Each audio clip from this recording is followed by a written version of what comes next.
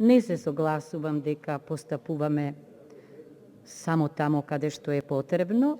Впрочем, во Преспанскиот договор знаат дека ќе дојде до промена на Уставот и тоа е нотирано, но мислам дека е крајно време да се направи еден обмислен, демократски притисок на една суверена држава и врз самата перцепција на ЕУ заради огромните непознати промени и жртви што ги направивме во смисла на забрзување на давањето на почетокот на преговорите и отварањето на кластерите, доколку ние речеме дека ќе ги адаптираме чекорите на она што се бара од нас во Преспанскиот договор.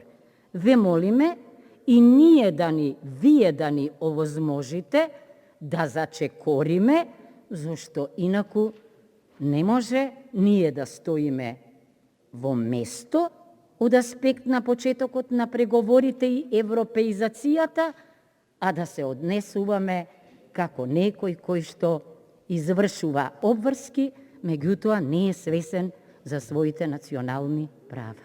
Благодарам. Повелете.